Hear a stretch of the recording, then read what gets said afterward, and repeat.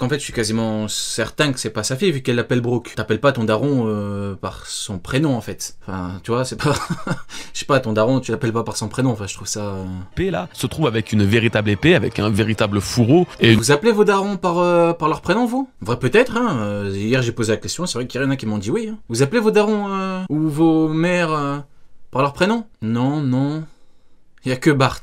J'avoue, on est dans les Simpsons ou quoi? Il y a que Bart qui appelle son daron Homer. Parfois. Ah ouais? Mais non, arrête. T'appelles pas ton daron par son prénom. Une véritable garde très éloignée de l'arme qu'il a aujourd'hui et qu'il avait depuis son voyage avec les Rumbar. Ouais, c'est Brooke. Hein, voilà. Alors on va revenir quelques chapitres en arrière. Le 1146, justement, je crois que c'est entre celui-là et le 1147. C'est vrai que si vous appelez vos darons par leur prénom, c'est pas grave en vrai. Que Brooke et Gunko, du moment que le daron il est d'accord, écoute. Avait commencé un petit peu à nous intriguer. Brooke connaissait les Chevaliers Divins alors que très peu sont censés savoir de qui il s'agit. Brooke, en voyant Gunko, s'est semble-t-il rappelé de quelque chose, comme s'il avait déjà croisé, et bien sûr, ça c'est le petit bonus, mais Gunko a comme titre préféré New World de notre cher Brooke. Ça fait beaucoup là, non? À l'époque, je vous avais proposé 3 théories assez différentes et que j'aimais beaucoup, du coup. Qui vous voit ses parents? Bah moi je l'appelle père. Je l'appelle père. Et ma daronne, je l'appelle mère. 2 d'entre elles sont totalement en mode... naze. Gunko serait une groupie... Comme Bruce Wayne. Je plaisante. Ips. Hop, poubelle, et Gunko serait la femme vue sur Namakura chez les satanistes, encore poubelle. La troisième était que du coup, Gunko était une connaissance de Brooke quand il était encore chef de garde sur West Blue. Forcément, cette théorie était déjà l'une des plus cohérentes, mais devient aujourd'hui carrément la seule valable pour les raisons que j'ai citées plus tôt. Cependant, à l'époque, si elle vous avait déjà bien charmé, c'est un argument bien précis que j'ai apporté qui vous a... Non, mais si un jour vous avez des enfants, ou si actuellement vous avez des enfants, forcez-les à vous appeler père ou mère. Vous ressentirez quelque chose de fort.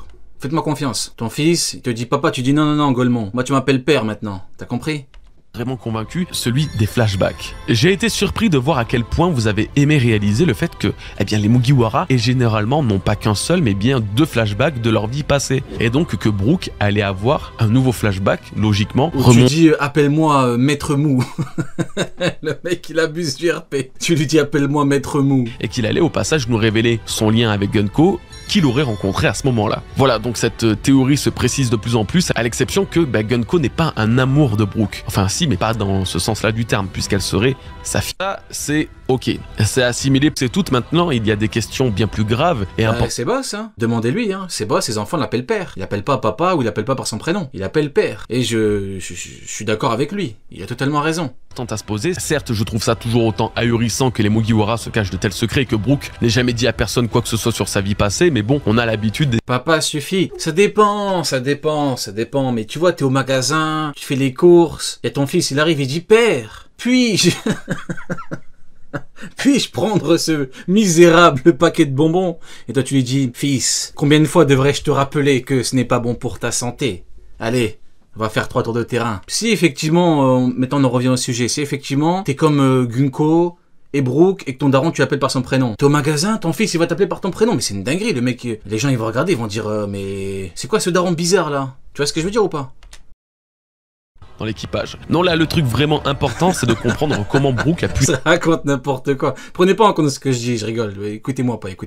L'abandonner. Comment Gunko s'est retrouvé là, ici, et comment elle a des souvenirs aussi lointains. Je vais essayer de faire court, mais voici ce que j'en pense. Brooke désirait plus que tout d'être pirate, mais il ne voulait pas non plus abandonner sa fille, Gunko, à un âge aussi jeune. Il est très probable qu'il fut le seul à l'élever, que sa mère soit décédée lorsqu'elle l'a mise au monde, et qu'il a attendu qu'elle soit adulte ou presque pour quitter le royaume de West Blue et vivre à... Mais pour vous, qui dit mon rêve c'est de devenir pirate? Brooke ou Gunko? Parce qu'avec le manga, on n'a pas de confirmation en fait, c'est compliqué. Son tour, son rêve. Expliquant pourquoi le flashback de Gunko s'est déclaré quand elle a entendu crier Koron en voyant son père tomber et s'éloigner. Gunko criait pareil. Il y a Rin qui dit, moi mon fils va m'appeler patriarche. Non, toi il va t'appeler Golemon. Le voyant prendre la mère sans elle. Hé Golemon, achète-moi ce paquet de bonbons, chien.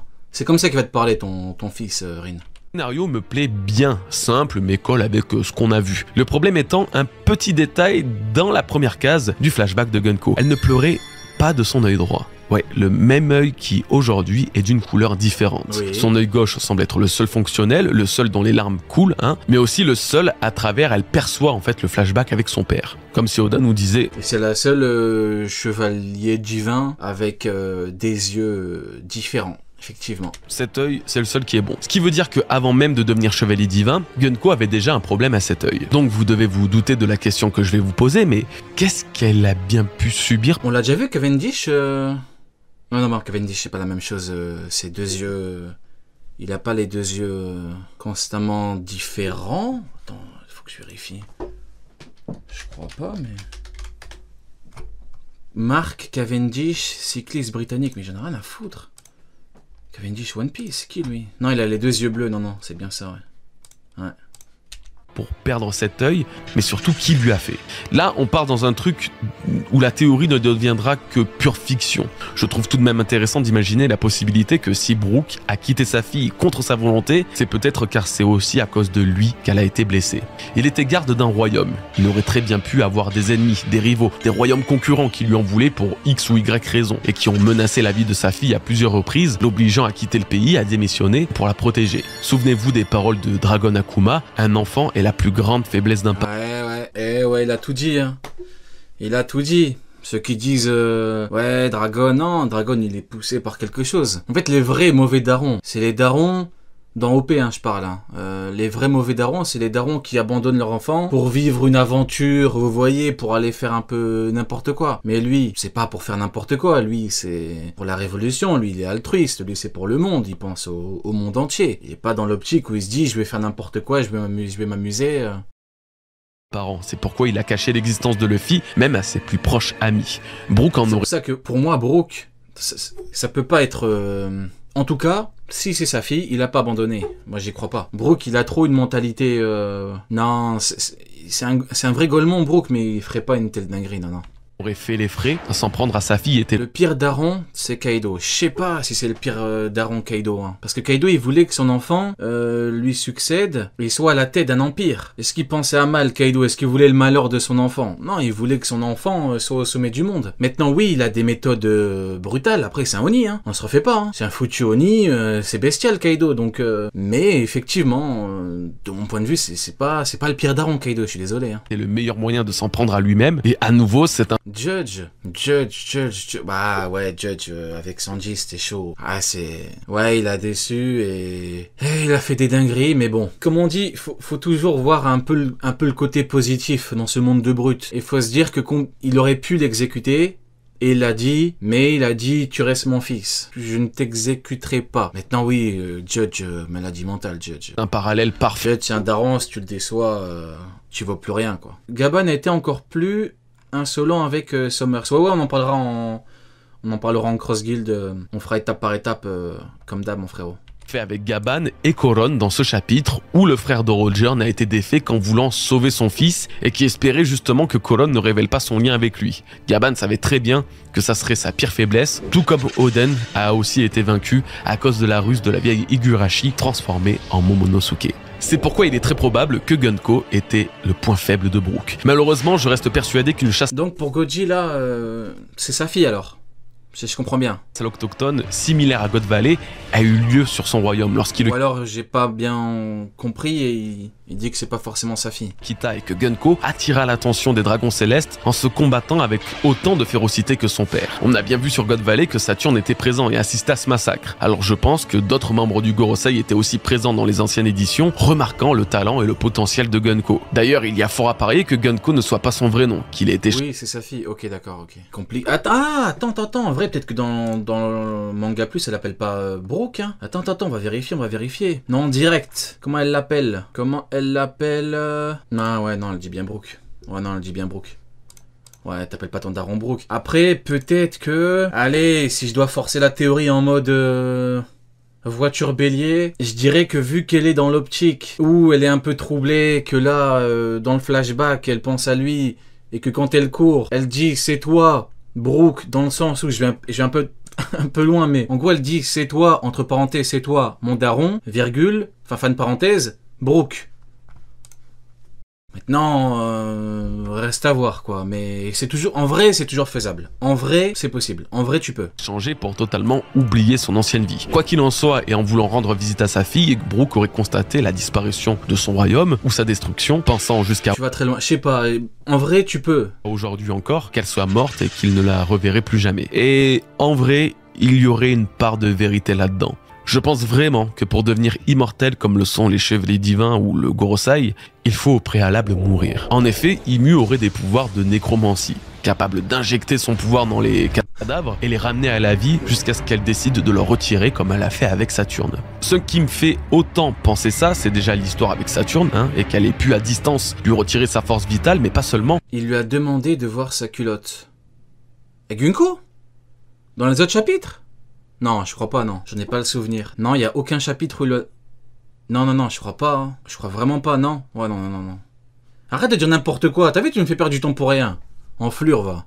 Aujourd'hui apporte de nouveaux arguments. Tout simplement que Gunko nous fait actuellement une Sindri.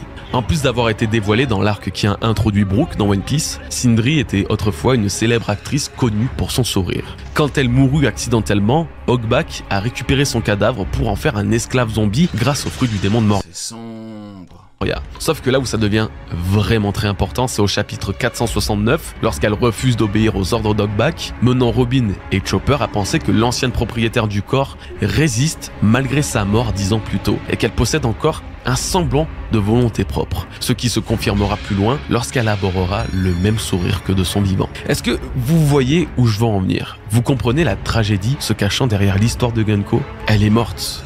Elle est morte depuis des dizaines et des dizaines d'années. C'est pourquoi elle a tout oublié de son passé et que seuls des mots-clés l'ont replongée dans les souvenirs de son vivant. C'est pourquoi elle est monstrueuse et sans cœur. Elle ne sait plus qui elle est. Mais c'est aussi pourquoi elle aime autant les chansons de Brook qui lui rappellent, et ce sans le savoir, les musiques de son père. Honnêtement, je peux pas trouver mieux. Sindri est pour moi l'exemple plus que parfait et précis de ce qui se passe actuellement pour Gunko, certes, mais aussi pour le gouvernement mondial avec les Chevaliers Divins et le Gorosei en général. Tous, ou presque, sont déjà morts et ils sont plus que l'ombre d'eux-mêmes, peinant à se rappeler de leur vie passée, si ce n'est par quelques bribes, quelques flashs. Honnêtement, je sais pas, provoqués par des mots ou des situations familières. Ce qui pourrait aussi nous permettre de mieux comprendre ce qui se passe au sein des Chevaliers Divins. Pourquoi le Gorosei semble n'avoir pas vieilli en plusieurs dizaines voire centaines d'années? Pourquoi Gunko n'aurait également pas vieilli, bien qu'elle puisse avoir entre 60 et 70 ans, alors que Garling, de son côté, a pris de l'âge entre sa première apparition sur God Valley, il y a 39 ans, et sa première apparition officielle au chapitre 1096.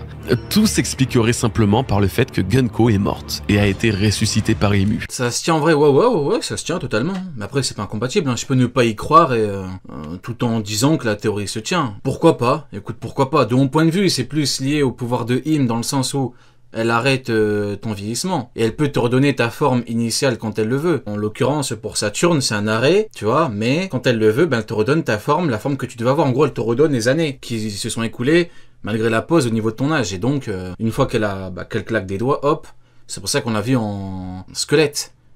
On l'a vu en squelette parce que il a retrouvé la forme qu'il devait avoir si on n'avait pas eu un arrêt de l'âge, du vieillissement. Maintenant, son truc se tient, il n'y a pas de... Le Gorosei ont aussi péri tout en étant ressuscités. Pour Garling, c'est une incohérence? Ah non, pas du tout, bah non. Oda, il va pas te faire une incohérence aussi grosse, non, jamais de la vie, mais non. Par le roi du monde. À partir de ce moment-là, ils sont... Non, soit c'est une question de choix par rapport à Garling, c'est Im qui te donne le choix, est-ce que tu vas un arrêt du vieillissement ou pas, soit comme il a dit Goji, c'est un truc en gros t'es mort et tu reviens, soit c'est un arrêt du vieillissement en fonction de ce que Im désire en fait. On voit bien que Gunko elle a un lien fort vis-à-vis de Im vu qu'elle prend son corps. Maintenant, est-ce que Im peut faire la même chose avec chaque chevalier? Peut-être, c'est une éventualité aussi, y a pas... Du véritable pouvoir abyssal d'Imu, expliquant par exemple pourquoi c'est Gunko et non Shamrock qui a invoqué le cercle Abyss, car Shamrock, tout comme son père Garling, sont encore vivants et pas entièrement sous l'emprise d'Imu, du moins pour l'instant. Voici ce que serait donc véritablement Imu, une marionnettiste qui joue de ses pantins à travers lesquels elle accomplit ses volontés. Si cette théorie finit par se confirmer, alors il est bien possible que dans la chambre froide de Marie-Joise se cachent les cadavres des 19 autres rois avec qui elle a fondé le gouvernement mondial. Encore une fois, comme un parallèle avec Thriller Bark et les généraux zombies d'Absalom, Imu garderait jalousement les corps de ses alliés d'autrefois, qu'elle aurait poignardé dans le dos pour prendre la tête du pouvoir mondial de son gouvernement. Joy Boy a combattu contre ces rois et il risque d'avoir encore affaire à eux, mais cette fois-ci sous l'apparence de Luffy face au corps des pères fondateurs du plus grand tabou de ce monde. Bon, nous allons pouvoir passer à la suite, car tout ça n'était en réalité qu'un abuse-bouche du plus gros plot twist qu'Elbaf nous offre aujourd'hui. Combien de fois... Après, le problème, c'est que imaginons ce soit vraiment Imu attende que le personnage meure. Donc ça veut dire que Garling, s'il meurt à, je sais pas moi, 105 ans en mode vraiment vieux, mort naturel, Im va le ramener à la vie en lui redonnant une forme plus jeune. C'est pas un peu plus compliqué que si on avait un arrêt de l'âge? Ai-je pu le dire sur Egghead? Imu va débarquer sur l'île. Imu va utiliser le Mother Flame pour stopper le message de Vegapunk. Rien de tout ça. Aujourd'hui, Imu ne sort peut-être pas physiquement de son palais royal, mais prend tout de même le contrôle de Gunko dans un torrent d'éclairs noirs, en déclarant que Marie-Joise est sous les flammes, qu'ils ont besoin de toute la force militaire disponible et qu'elle va leur montrer ce que c'est faire un vrai dieu. Bon là j'imagine que tout comme moi vous devez avoir 50 questions qui vous traversent l'esprit. Comment Imu a-t-elle réussi ce coup-là? Que se passe-t-il à Marie-Joise? Que va-t-il se passer par la suite? Eh bien écoutez, voyons ça maintenant. Nous allons commencer par nous pencher sur le cas d'Imu et comment elle a fait pour arriver ici. Tiens tout d'abord, on va parler de ça là. J'ai toujours conjugué Imu au féminin et c'est pas prêt de changer après ce chapitre. C'est effectivement sujet à débat, hein, en particulier quand tout le monde dans One Piece l'appelle Seigneur Imu ou Roi Imu. Et moi vous savez très bien que depuis le début de son introduction, 7 ans maintenant, j'ai toujours eu la sensation qu'une femme se cachait derrière cette silhouette, au mouvement souvent trop doux pour venir d'un homme. Tant qu'on n'a pas eu la validation visuelle, j'avoue faire un peu ma tête de mule là-dessus et continuer de l'imaginer non pas en roi, mais en reine du monde. Là où je voulais en venir avec tout ça, c'est que quand Imu prend possession du corps de Gunko, vous avez dû remarquer 2 changements physiques. Je suis d'accord, t'avais une silhouette très féminine. Maintenant, on va savoir si ça fonctionne. Est-ce qu'Oda, il est pas en mode je fais ce que je veux et pour qu'au final, on découvre que c'est un extraterrestre. Les yeux deviennent exactement les mêmes qu'Imu, en spirale, mais surtout, ses cheveux poussent. Ce serait trop nul si c'était le cas. Tiens, misogyne de service, là. C'est-à-dire, ce serait trop nul. Qu'est-ce que tu sous-entends? Vas-y, je t'attends. J'attends ta réponse. Je vais te mettre un petit peu dans la merde, là.